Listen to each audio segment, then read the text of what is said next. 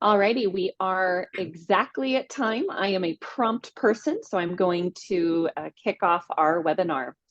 Welcome to our Orchestrating Success, Creating a Career Line of Sight from PO to Fulfillment and End Customer Satisfaction with Acumatica webinar. I am Sarah Scudder, Marketing Maven at SourceDay. Our PO management software provides 100% PO delivery and improves on-time in full delivery rates up to 96% for manufacturers. We are also an Acumatica Marketplace certified partner.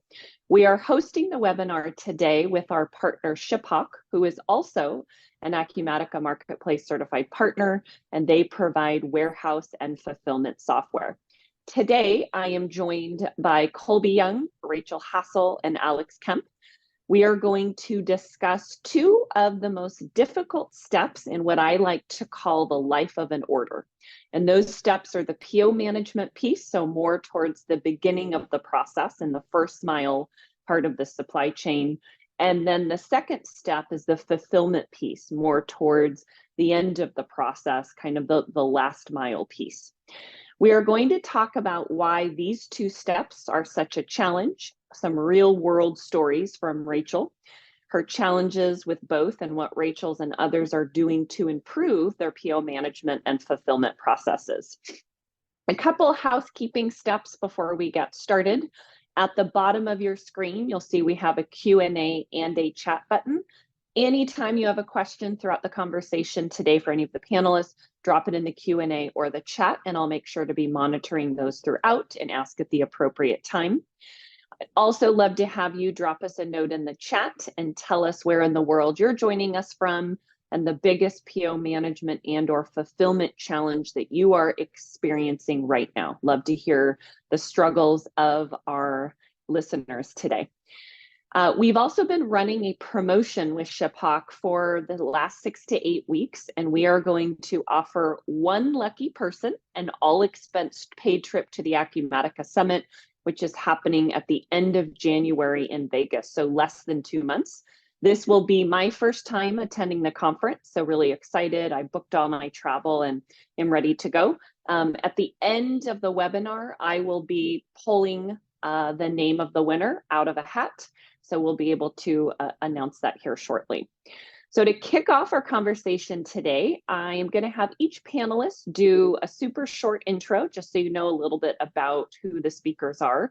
So Colby, I'm going to go ahead and start with you.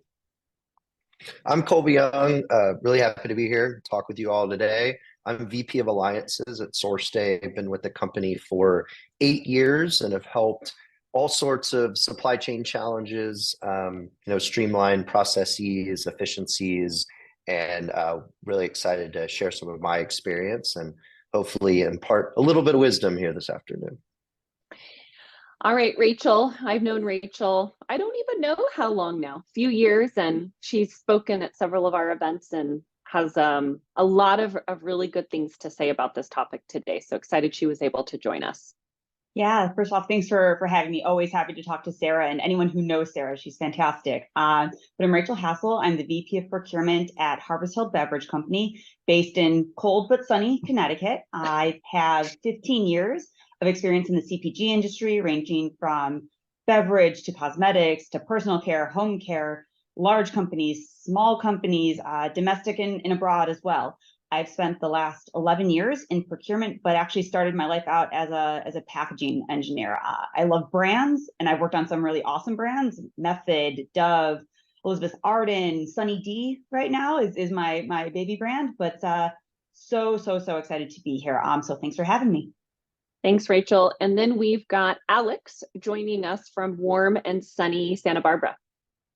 It is warm and sunny, and I'm a little hot actually with the ShipHawk branded stuff on, but I gotta wear it. So Alex Kemp, I'm with ShipHawk. I'm the head of business development and marketing for ShipHawk. I've been here a couple of years. Before ShipHawk, I was at an ERP, so been in this space for a long time. And as Sarah already mentioned, ShipHawk's focus is warehouse and fulfillment solutions. And so we like to say we automate the world behind the buy button. What does that mean? Basically means there's a ton of complex steps that take place after an end customer hits buy or order, or you send an item to a big box retailer. a lot of complexity. Our goal is to help automate as much as possible because everyone knows warehouse labor and people is hard to find these days. So trying to automate that process is the goal. Awesome. Thanks for being here today, Alex. All right, so two parts of the conversation today. We've got the PO management piece, which is where Colby and I live, and that's our world. And then we're gonna round out the conversation today with the fulfillment piece. So Rachel, I'd like to have you kick us off. You have a lot of real world experience, which I think is really important and relevant to our audience today. You are living and breathing this stuff on a daily basis. So I'd like to start really simple and have you talk through what is your direct material PO management process today at Harvest Hill? Yeah, so to start with a key insight for everyone, here at Harvest Hill, we actually have 3 companies that roll up into us, right? So we have Sunny D, American Beverage Corporation, and Harvest Hill. That's 6 factories and also some co-manufacturers. We have the most amazing people in our network, and these people have come together through a variety of acquisitions over a number of years. So as that relates to the PO management process, it really means that we have many different people in many different locations, all with different history and experience in different processes, right? So I say that as a first moment as we talk, kind of high level about our management process, is really that it's executed in many different ways throughout the organization. So that's one of the key areas of challenge and of opportunity for us here. But when we look at the basic mechanics of it, we have procurement people sitting in 3 different locations across the country, some in the corporate offices, some sitting at the manufacturing sites. But what we do is we upload trade agreements into our system. I'm not sure if I'm supposed to say what our system currently is, but we upload trade agreements into our system, and that allows different teams to place POs, right? The trade agreements include pricing, lead time, MOQ, very, very basic elements.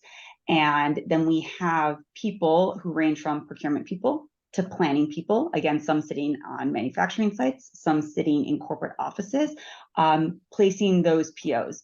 And those PO issuers are responsible for managing any updates or changes. And then obviously, as materials arrive locally to sites, they're received in our accounts payable team, which is centralized here in Connecticut. They're the ones who pay the bills at the end of the day. So I know that was a lot, but I don't think we are on our own with regards to having complexity in our PO management process.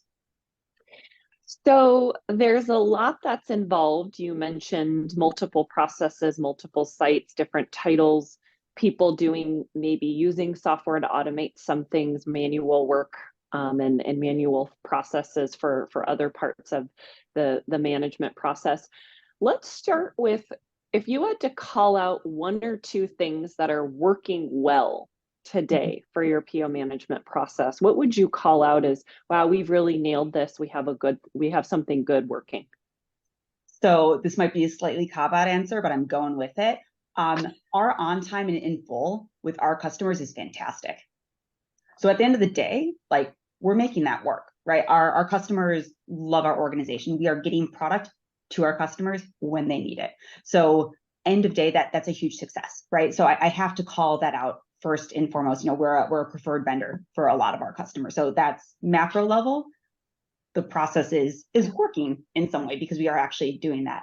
But what I would say is that something else that's working is that we have great history with the people in our organization, right? And they are very dedicated and they have great relationships with our vendors. So they are able to, it's a very manual process for us, but they are able to still have those relationships with the vendors. So as issues come up and arise, that relationship is hugely beneficial for us to be able to keep that on time and in full where it is.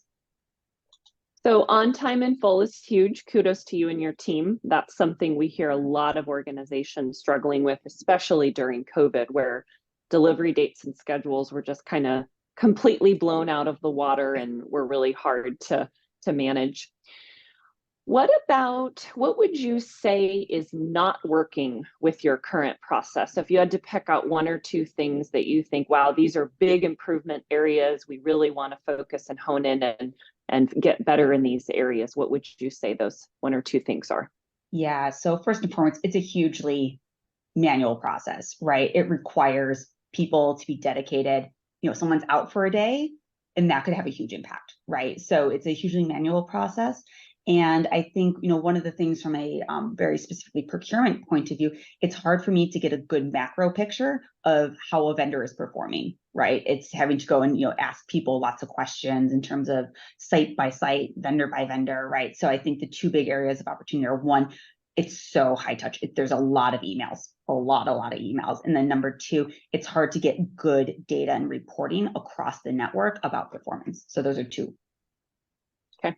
And I want to take a moment to call out some of our audience members and welcome Dan. He is joining us from Massachusetts.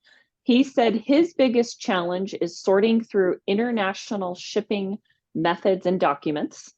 And we've got Paul joining us from Vancouver, BC, and he says his biggest challenge from his clients is the mining industry is managing supply delivery to remote mining sites.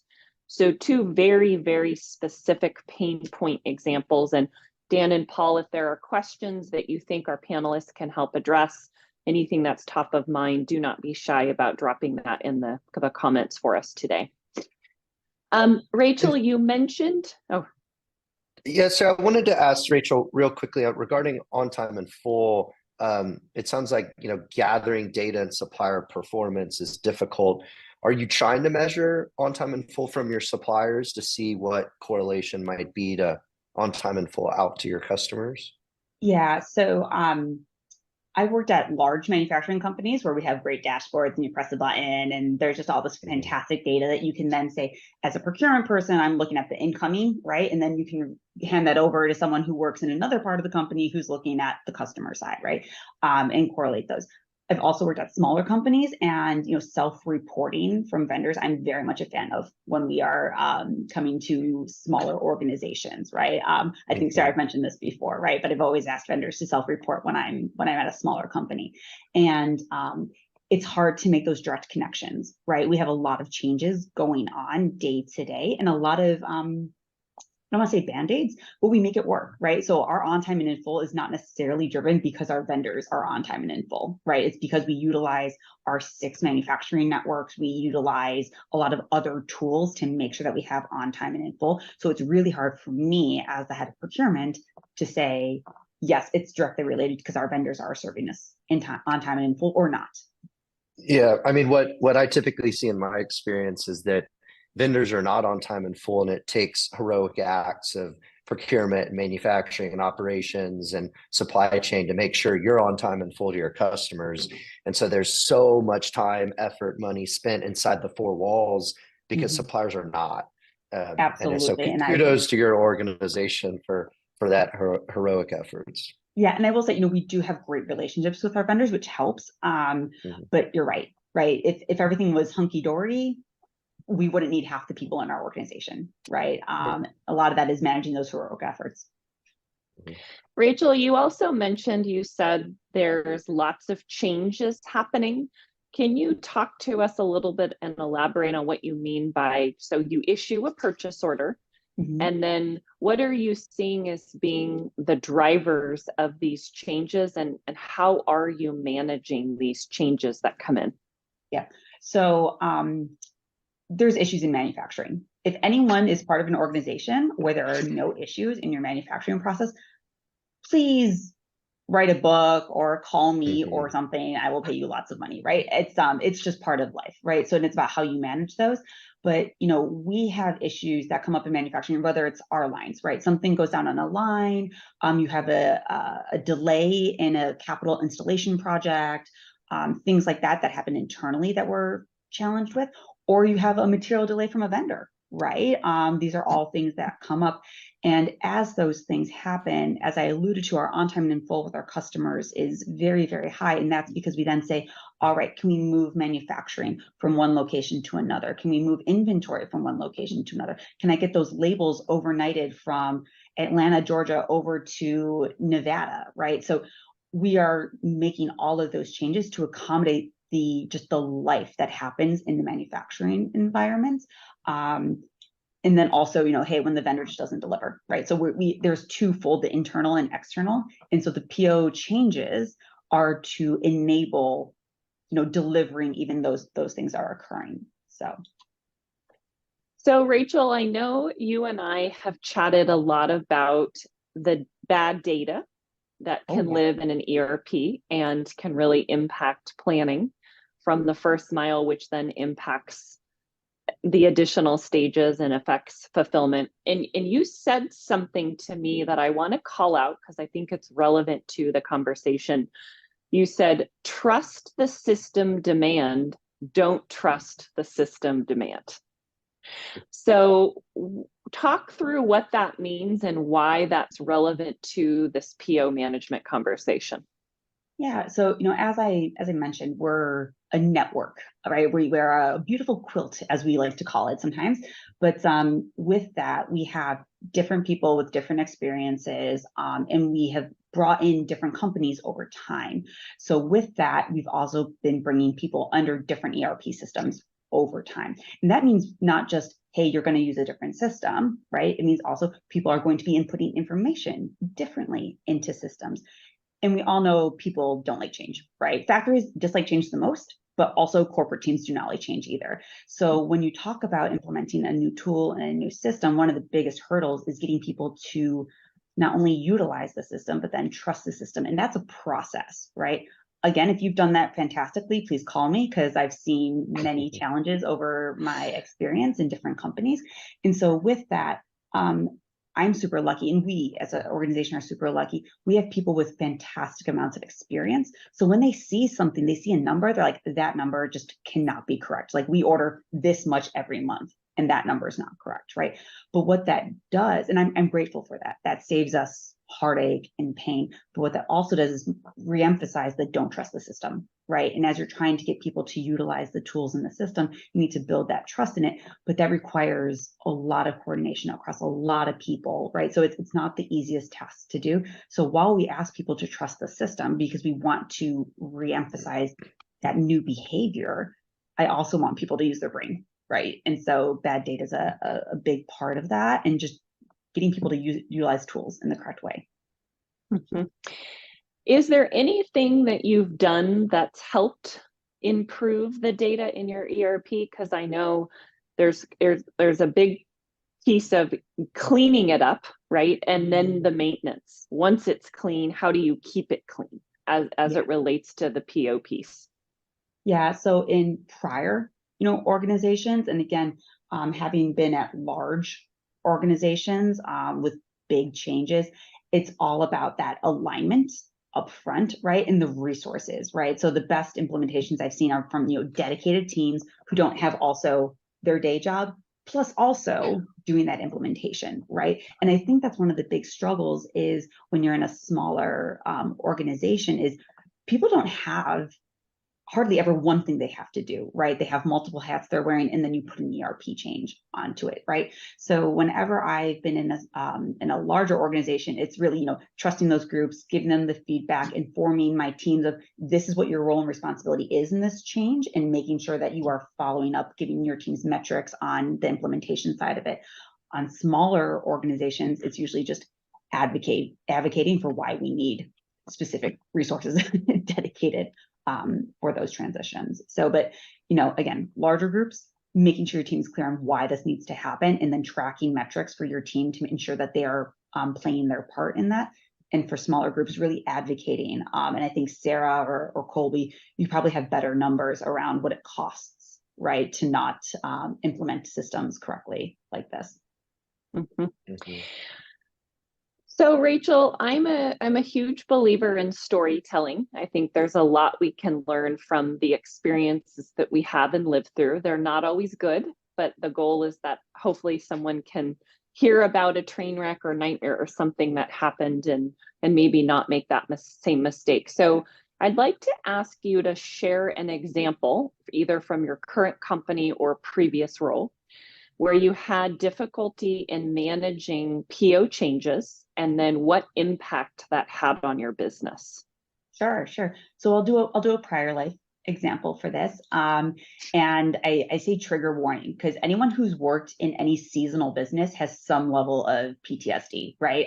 If you've ever had to manage a seasonal program, it's hugely stressful for organizations, right? You're talking about very, very tight timelines. What I'm going to talk about specifically is Christmas, but it relates to any seasonal product, right? But you have a very tight timeline. You often have materials which become obsolete after that program is done. It's hugely stressful for organizations.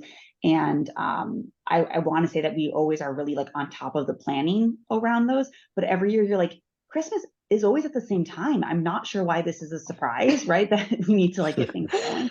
But it seems I've seen that across multiple organizations. So I'm not saying that that's, anyone has that 100% nailed.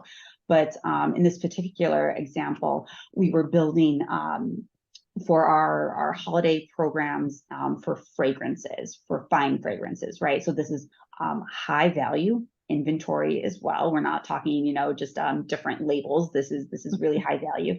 And our vendor for our pumps was really struggling, right? This was back in, gosh, it feels like long ago, but it was 2022.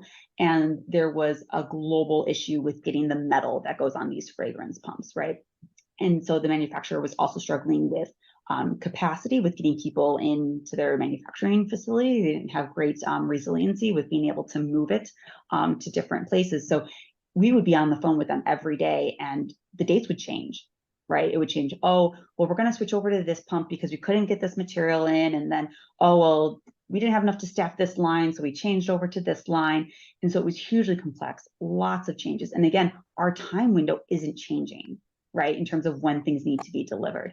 So it was a huge amount of changes. And then what that then trickled back to was changing our in-house manufacturing timelines. It was changing what bottles, and we're talking glass bottles, right? These are big, they are not cheap. They're coming in from all over the world, and you're trying to manage aligning all those materials for a very, very, very tight timeline. And really what that ended up being was our production teams suffered, right? You say, we're going to manufacture on Wednesday and materials aren't there, right? Then you say, hey, okay, we'll try to switch over to something else. And you go, oh, well, I need to call this other vendor and have them rush over a shipment. So our production suffered, our vendors suffered, our customers suffered, right? And we did the best we could, and we did fulfill a large portion of that program. But that was critical to our fragrance business, right? And we missed numbers that year because we could not fulfill that program. So, biggest learning from that experience, Rachel? Supply chain resiliency is always the biggest thing, right? Can you shift and change? But from a PO management side, we really needed a much more automated way of transferring back and forth. A lot of this was done by Excel sheets, right? Having a more automated system so that there wasn't any extra zeros somewhere, that someone didn't accidentally drag and drop something into the wrong place. That would have definitely helped the situation because we weren't talking about 2 products. We were talking about probably over 60 SKUs in total. So it was highly, highly complex. And the changes with this pump vendor impacted then a whole other network of other vendors, and ensuring that everyone was up to speed. That was quite a task. Mm-hmm.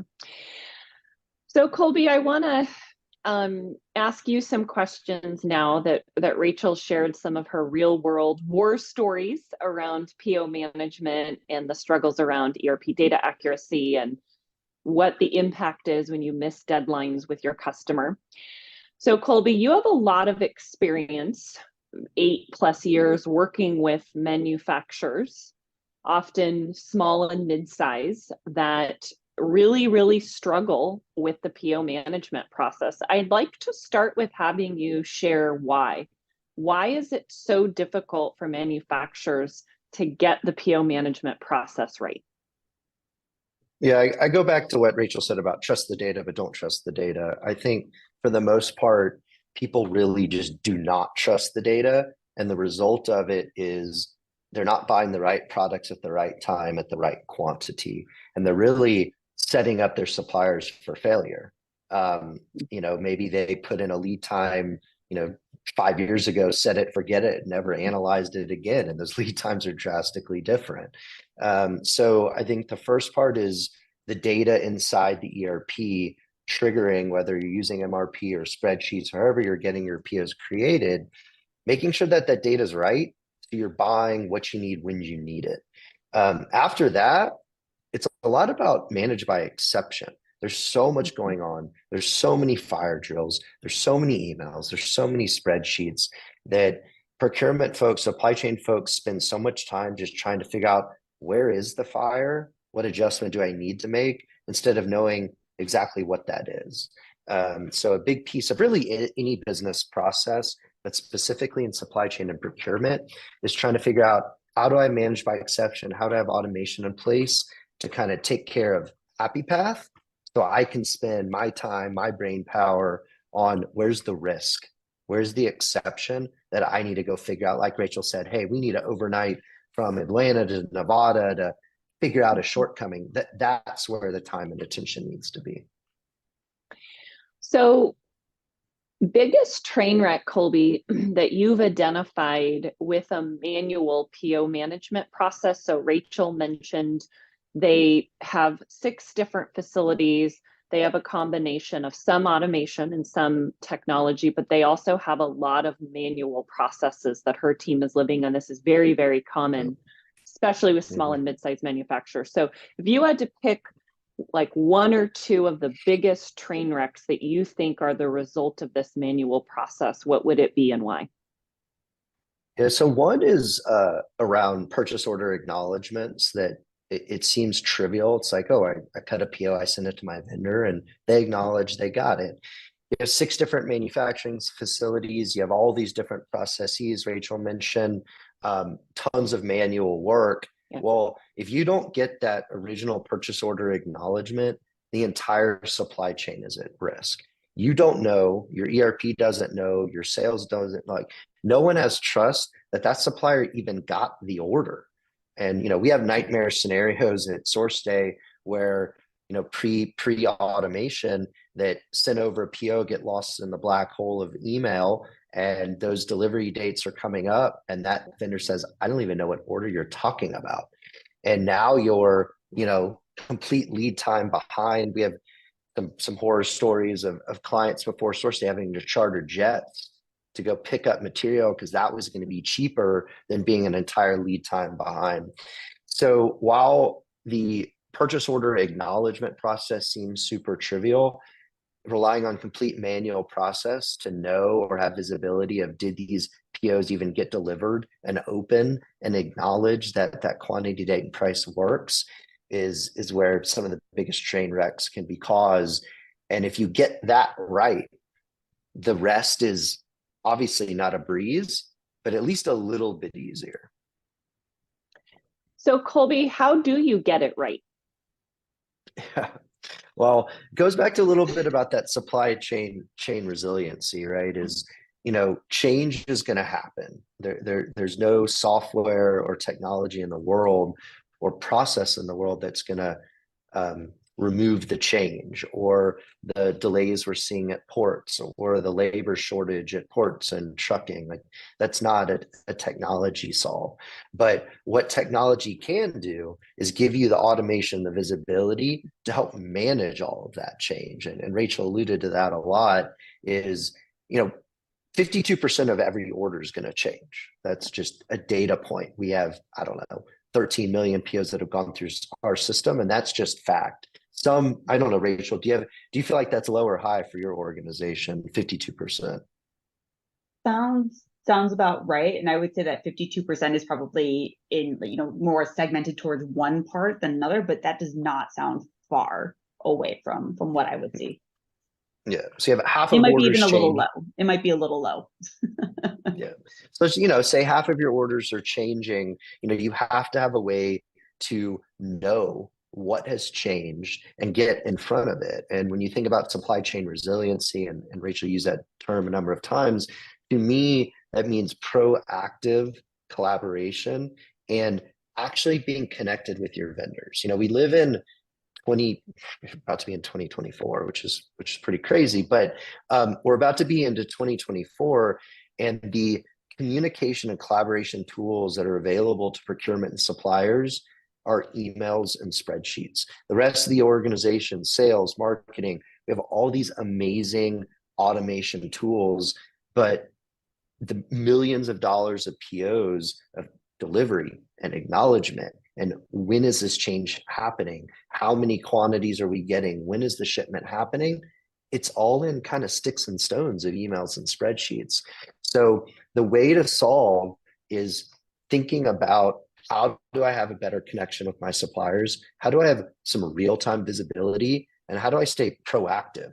So if a PO goes unacknowledged, I know about it and I can get on the horn and chase it down. If there's risk in a change order, or there's risk in a short shipment, I can go source it elsewhere because I know ahead of time, not after it's burned me. So, I would encourage folks to think about, how connected am I with my vendors? How real time is my data? How do I try to stay proactive and really think about, do I trust the data in my system? And to Rachel's point, we can't trust everything, but I have to know that the PO data in there is as close to real as possible. So what my system's spitting out, I can go action and not kind of have that gut feeling of, am I flying blind a little bit? So I have to call out, Colby mentioned email and spreadsheet, so equating that with manual process. So one of the things we did this year at SourceDay is we lined up some local manufacturing plant tours. I think it's really important for everyone at our company to know the basics of manufacturing and what does a manufacturing production line look like. So the first tour we did, I asked if we could go talk to the director of procurement or the director of purchasing, and she wasn't in the day we did the tour. So I asked if we could peek in her office. So the CFO who was running the tour let us all walk into her office, and she had probably 45 Post-it notes on her desk and on her computer monitor. And the reason I call that out is, not only is it email and spreadsheet, but it is actually paper and Post-it notes that are a part of this PO management process. And this was a living example of a woman who literally had notes about PO steps on Post-it notes on her desk. So what Colby said is real, and it actually happens, and people are using very, very manual processes in 2023. Colby, as we kind of round out the conversation around PO management, because I want to get to the fulfillment piece here as well. Mm-hmm. One of the things that you asked Rachel, and Rachel talked a little bit about, was how do you track and manage supplier performance? From your perspective, kind of being in more of a consultant role and working with many different types of manufacturers, what do you think manufacturers should be tracking from a supplier performance perspective? It's a really good question. And, there's so many different things that can track. I mean, one thing I'll say that's for certain, if you want to improve anything, you have to track it and you have to have a baseline. So any aspect within your supply chain and your supplier network that you want to improve, I encourage you to think about that and then start tracking it today. So on time and full is hyper important. Your on time and full to your customers has to be better than your on time and full to suppliers. It's just going to be the nature of the beast. So making sure you have a benchmark there is important. I think another thing that's really important is to measure responsiveness of your suppliers. Almost impossible to do in emails and spreadsheets and sticky notes. So having some sort of system to be able to understand, hey, when I need something, when I deliver a PO, when there's a change, how responsive am I getting information back? Even if it's not what I want to hear, but there's something, so I know to go set proper expectations and make the right adjustments. Responsiveness correlates into a lot of other metrics. So I'd encourage to think about how you could measure that. So if I had to put two out there, it'd be what's on time and full, to try to figure out kind of how much heroic efforts, as Rachel mentioned, I need to expect every day to make sure I'm on time to my customers? And then, how responsive in real time can I be with my suppliers to put out the fires proactively? Rachel, anything you'd like to add to Colby's list? Anything that's become a really big priority for you this year? I feel like that's the list. No, I think the only other thing for us is, a lot of people right now, I say, are playing short, right? So trying to keep things as tight as possible. If you are a commodity-driven organization, right, we are looking towards the future. We're looking to see how commodities are changing, how it's impacting price. And so a lot of people are saying, well, I'm just going to hold out. I'm going to hold out a little bit longer. We're going to wait for resin to keep on going down. We're going to wait for this price to keep on doing. Corrugate's going down, right? So everyone's saying, play tight, play tight, play tight. That's fantastic until you miss an order from a vendor's late with something, right? Inventory hides a lot of sins. And right now people are just crunching that more and more as they try to fix their working capital, as they try to battle commodities. So when the boat shakes, it's more violent now, right? And so I think that's just another key thing that drives needing that responsiveness, that coordination, that understanding of like where supply is in your network, because the tighter you are, just the more knife edge you're on. So. All right, so I feel like we've given the PO management step some justice here, talking about some of the challenges, some of the wins, some of the data and metrics that are important to measure and track. Now I want to pivot the conversation to the fulfillment piece. So after a product has been received, after something has been produced, actually getting that product to the end customer in the right quantity on time. So Rachel, I'd like to have you kind of talk through so you've spent most of your career, I would say, in the CPG space, right? Mm-hmm. How does a good CPG program look? What does that look like from a fulfillment perspective? And maybe kind of talk through the receiving, the pick, pack, all the way to shipping to the customer. Yeah, absolutely. So it really depends on the size. And I think what will come through in this is that there's not a one size fits all, right? And I think that's really, really clear. And that's based on the size of your company, the products that you have, the customers that you have. But I think one of the really interesting things that I've seen over my 15 years in the CPG space at both big companies and small companies is this transition to omni-channel, right? So that means, hey, we're going to go direct to consumer, we're going to go through big box, we're going to go through Amazon, we're going to go through all these different channels. I wasn't in the game 30 years ago, but you were selling to a big box. You were selling to one type of customer, right? Maybe you had a little other pieces here and there, but really trying to set yourself up for that omni-channel is a huge struggle. And I've seen that both at big companies and small companies, right? So this isn't just for the small players. People are trying to figure out, where do I put my inventory? Right? How much inventory do I have? What are the penalties with each of those different channels that I'm going through? What is my working capital structure, right? Working capital is also getting squeezed left, right, and center right now. And that's not just for small guys. I think it impacts the small guys the most. They just have less access to it, but it's even squeezing the big guys. So, when I look at, some of the challenges that we face, it's really, how do you balance that? And how do you know which channel to support, right? And when to make those investments, right? I think, Alex, you're probably much better even than me to talk about when are those pivotal times to make a big change. But I've seen companies really struggle in terms of, when do you make that key investment to bring another partner on? When do you go from a third-party warehouse to bring it in-house, right? And again, I've had great exposure and experience to seeing how large CPG companies do this, right? Throwing tons of people at it, tons of resources at it, and those are still hard to do, right? So let alone when you talk about smaller guys, when is the right time that I change from one third-party logistics provider to another? When do I have to put inventory in multiple locations versus one? How do you even go about doing that analysis? And I think that's probably one of the key things, is that analysis involves a lot of different inputs, no matter if you're a big player or a small player, and that can be really, really challenging to navigate. So when it comes to, how do you, receive and then pick and pack? that really depends, right, on so many different elements. And again, it's not a one size fits all.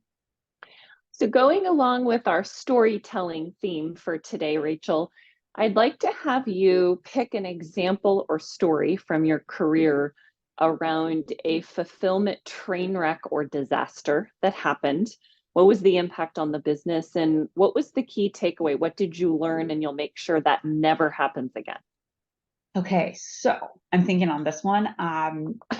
Probably the biggest thing was I was part of a very large organization at the time. There had been an acquisition, and we decided that we were gonna.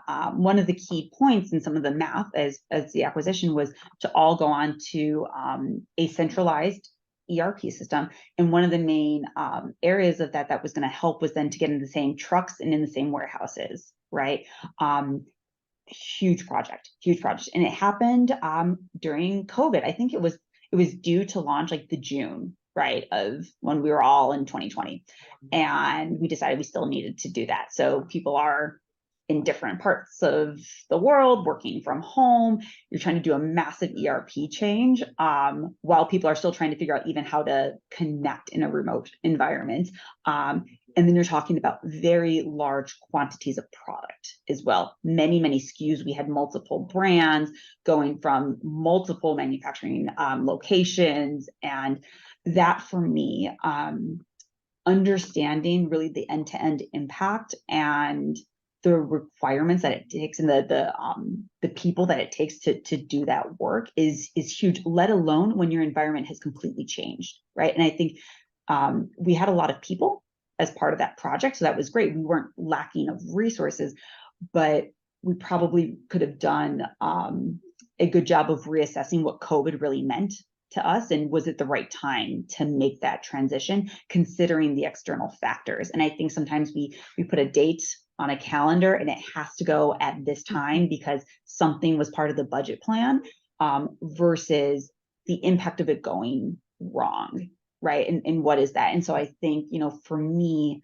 the biggest learning there is really understanding the financial impacts of issues post transition if they happen, and they do happen, right? If anyone has done a perfect switch over and nothing's ever gone wrong, that's fantastic. But there's always something, but it's a matter of how big is that risk, right? And so I really would have looked back and said, hey, the environment has completely changed right now, right? And again, we were all living through it day by day, trying to figure out what the changes were.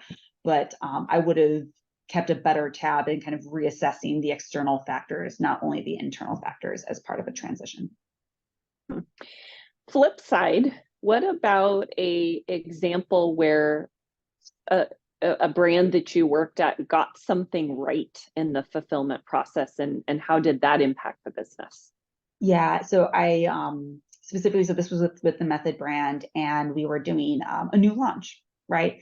And this was the Method Men line, right? And so we invested a ton in it in terms of branding and products, and fantastic products. But we were trying to reach a consumer that we hadn't really reached before, right? And so the team did a fantastic job at looking at this, more omni-channel approach, and how do we really utilize that to our advantage to empower the brand and to make sure that the brand is very successful. And what it meant was, hyper personalization through the D2C process. And I think we did a really, really good job of investing heavily in a partner at that time who could really nail the D2C process, the direct to consumer process, to make that delightful for consumers, to make sure every time that someone opened the box that it was right and beautiful and great. And while we transitioned away from that later on, because the investment was quite high, right? It's expensive to do that. I think we really made a good choice in investing in that upfront, because it really, really did set us apart when we were trying to reach those new consumers. Mm-hmm. I know as a consumer, the unboxing experience has an impact on me. And I'm used to my Amazon Prime deliveries coming in some rando box. It's thrown in there. There's a big packaging bubble, versus if I buy something, for example, from a luxury brand, where it's got the bag and the sticker and the tissue paper. And I know that that's something that I definitely will remember. So just kind of highlighting and calling out from a consumer perspective, I do think that can make a big difference, but it complicates the fulfillment process. Yeah, absolutely. And, I admire brands like Grove, right?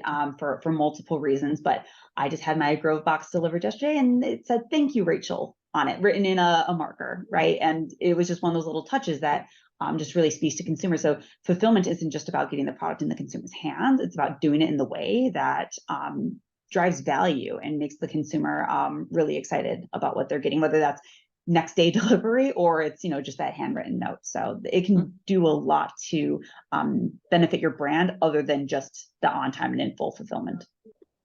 So Alex, you're an expert. I would describe you as an expert in the fulfillment space. Would like to have your thoughts. So Rachel shared two examples, kind of an absolute train wreck nightmare that took place during COVID, and then something that went right. Would like to have you maybe talk about both of those and any perspectives that you can share on those two examples. Totally. Yeah. A lot of reflections. I was kind of holding back here, so I'll try to go easy. Now you can unload. Yeah, exactly. I queued up all my my pent up demand here for for sharing. I guess just a few initial reflections. First, just picking up, Sarah, on what you were talking about, kind of that experience as a customer in a luxury brand versus an Amazon shipment. I didn't even remember what I ordered from Amazon. It just shows up. It's a random box. So it is crazy important. And if that is an important aspect of your brand, think about the limited touch points you have with consumers, the receipt of that item and making sure it is, if that's important for your brand, that is crazy important. Another thing Rachel brought up, which I think is super important, and I would just kind of add on to it, is inventory hides a lot of sins. I think that's a great quote.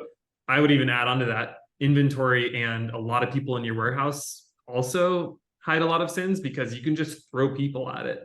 So I think those are a couple kind of top of mind things. Going a little bit deeper, the examples that Rachel brought up around omnichannel, just one example of, okay, you're selling through all these different channels. That's kind of outside of the warehouse. In the warehouse, there's a number of other challenges. And I think being a smaller or a scaling or a mid-size scaling company, my view is it's a lot harder than these global multinationals. They have a lot of resources they can throw at things. They have a lot of budget they can throw at things. And even though these small and medium-sized brands don't have the same resources, the expectations of consumers are the exact same. Think about the Amazon experience. You want it in 2 days. Even the luxury brand experience, okay, maybe you can wait one more day, but you want it. And if you're talking about all those different channels, direct to consumer, a big box retailer, a distributor, an individual customer, they all have very different expectations of how things are delivered. And those are all completely different channels. And so you have to get all of those right. And the implications of that, if a big box retailer, you have some non-compliance issue, you're gonna have to pay them. Or even worse, you're not gonna be able to sell through that channel anymore.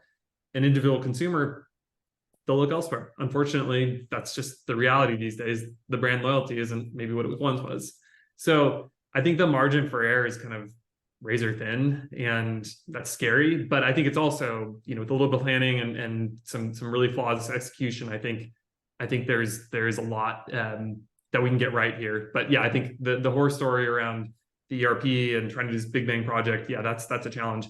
I guess my only last thought related to this is the one thing that smaller brands have on their side is they have flexibility. They don't have these massive budgets and resources. And I think being flexible and saying, hey, you know what? Let's pause on this project. Let's go pursue something else. Let's listen to market feedback. The train keeps going with some of these big companies, and use that flexibility to your advantage as a smaller and scaling company. So Alex, you and Rachel both mentioned automation as it relates to the fulfillment process. And the audience for this discussion today is primarily small and mid-sized organizations. Those are when I look at who registered for this discussion. So I'd like to make sure you steer your response focused on that small and mid-sized market. What can a brand do that feels their process is too manual, but doesn't have a massive budget to say overnight I can transform and invest, hundreds of thousands of dollars in something? So what can I do to add more automation on a very, very small budget and hopefully, have some impact on freeing up resources for my team doing all this manual work? Totally. I mean, aside from reaching out to ShipHawk, of course. Here would be my advice. Colby already alluded to this a little bit, is starting with the numbers, benchmarks of where you're at and where you're trying to get to. And we talked to a lot of potential customers of ShipHawk, and it's pretty amazing how few of those actually have metrics. And they have some goals and they have some rough metrics. We just try to ship as many orders as possible and we track that. But maybe that's not the right thing to do. Segmenting customers, segmenting by channel. Maybe there's some customers where they don't need things as fast. Maybe you can actually ship slower, or you can fulfill those orders slower. Doesn't seem like that's the case, but there is some flexibility, I think. So I think starting the numbers and saying, okay, let's go through what are the most important metrics that we should be measuring. Let's figure out where we're at and where do we even want to get to. I think that the challenge is that so many companies, they just try to brute force it. They just, let's just get as many orders out the door as possible. But when you're scaling and growing and your systems and processes were built for one size of orders, per day, now that doubles or triples overnight. Hey, congrats. This is a great problem to have. You're selling more. The challenge is you just can't fulfill at that same rate. And so you get more and more and more and more behind. And the problem is that just continues every single day. Yeah, you can run more shifts. You can add more labor. There's a lot of challenges with that too. So I think starting with, okay, what are the numbers? Let's look at that. And I think once you know those baselines of where you're at and where you're trying to get to, then you can start to think about automation. And I'm not talking about automation like robotics and AI in your warehouse, like anything like that.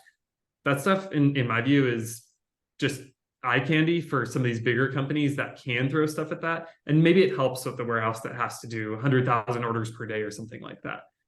But I'm envisioning drones, Alex, when you were saying that. Yes, robotics is one source of automation, but it's not all the sources of automation. And I think about a customer of ours that they sell to big box retailers, and they had one person working on EDI, basically electronic orders, how orders are sent and received from big box retailers. They had one person dedicated to building out SSCC labels, which are these very particular labels. And if you get those wrong, you get hit with these charges back, and we can't receive the items or something like that. They had one person dedicated to this. You don't have to custom build these SSCC labels. There's tools out there, including ShipHawk, which can help automate these. And yes, maybe you still have to put some time into it. You have to make sure you're setting up the orders correctly, but you don't have to every week go back and, okay, we got to design a new one. We got to design a new one. So almost thinking like, okay, what happens if my orders 5 or 10x overnight? How would I scale that process? And then on the flip side, if you're an e-com company or you have an e-com cart, thinking about the rating of those orders and shipping of those orders in the shopping cart. That's another place you can automate. And a lot of companies just truly aren't doing this right now. So don't think robotics, and those are just 2 examples. Don't have to think robotics or AI or kind of this futuristic technology. There's so much you can accomplish with just some kind of practical tools, which will automate parts of the warehouse process. So Alex, 2 questions that come to mind based on what you said. The first is, what does good look like? Like if I were to ask you, Alex, what is a good, not great, what is a good fulfillment program? Absolutely. It's kind of funny. We have a good, better, and best asset, which kind of goes through what's a best-in-class warehouse and what is good, mobilizing the warehouse and making sure everything is kind of not on papers and in spreadsheets. And then what's better and what's best. Good is certainly no paper, no manual processes, or as little as possible. I would say, better and best is where we should be targeting. And there are little aspects of that, which again, it's these practical automations. Let's say you're adding a new channel, rather than just kind of stumbling into it, saying, okay, if we're going to move into selling through Amazon now, let's really go into this with eyes wide open, learn what we can, set some benchmarks. And then you're not starting from the point of like, okay, let's just be good in this channel. Let's be great at it. Let's be working towards best in class. Obviously, you can't be on day one. And again, this is something, we see oftentimes is, we just kind of stumbled into Amazon and we're selling there now, and it's a growing channel for us. Great. Take a step back, think about that, set some metrics, and then figure out how does the warehouse and fulfillment process adapt around that new sales channel that you're going through. One takeaway, Alex, that you want the listeners to think about as they're looking at their fulfillment programs for 2024. Put me on the spot here. I guess beyond looking at the metrics and starting some of those automations, I think this is a tough time of year. Obviously for some it's end of year and end of budgets. It's also busy season for companies that face a peak season right now. I think my challenge would be try to take all those lessons learned from this year and don't just do things the same way next year just because status quo is that easy, and start to try some stuff. And I'm not talking about these massive projects or big things, but start to ask some questions and ask 5 whys. Why is this happening? Why is this happening? Go deeper and deeper into the process and just break it down. And maybe through that process, you find actually things are in a good place or things are okay. That's okay. Obviously, we have limited resources. You can only allocate resources in particular ways. By asking the questions, it's a very powerful process. And I know I even face this in my daily life too, is like, if you don't question things, nothing is going to change. You'll be in the exact same position next year. And I think, like I said earlier, Christmas comes every year. And if it's a peak season for you, or you're an HVAC manufacturer and there's a peak season in summer and a peak season in winter, there shouldn't be surprises for your business. A lot of stuff will be a surprise that you can't predict. So those kind of things that you can predict, try to get ahead of them, try to ask some questions, try to think about metrics, then start to move towards solutions.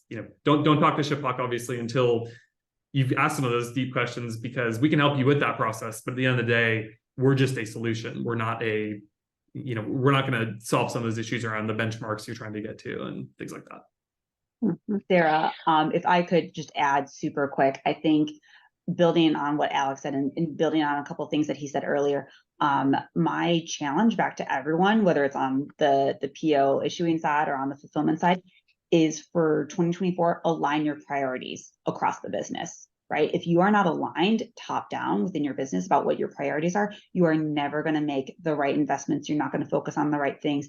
If you have a part of your team looking out and saying most important is D2C, and then there's another part saying, hey, the most important is going to be our big box customers, or let alone which customers in your big boxes are your most important, right? So I would say before you can go down any like rabbit holes, you need to align those priorities. That would be my takeaway from the conversation. All right, well, we're going to close out our discussion today by selecting our Acumatica Summit trip winner. If you are not yet connected with Colby, Rachel, and Alex on LinkedIn, I would encourage you to reach out to them, send a connect request, follow their content. So we've been speaking about automation, and now I am going back to straight old school. We have the SourceDay hat with all of the people who submitted to our contest. So I'm going to go ahead and pull out a winner here. Old school handwriting. I should have done these on Post-it notes, Colby. Our winner is Neil with the company Hollywood. So Neil, congratulations. We look forward to sending you to the summit end of January. Colby and I will both be there. I think Alex and his whole team will be there as well. So looking forward to connecting with you in person. If you are not on the call, Kelly from Alex's team will be in touch with more details so we can get all of that squared away for you.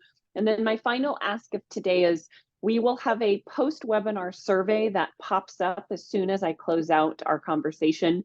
Would really, really appreciate you taking a minute or two to provide us with feedback about this conversation, but also giving insights on other topics that are relevant and important to you as we're planning out our content calendars for next year. Want to make sure the content that we're bringing to the industry is really relevant and top of mind. So with that, wishing everyone a wonderful rest of their day, and hope to see you on LinkedIn and at the Acumatica Summit in a couple months.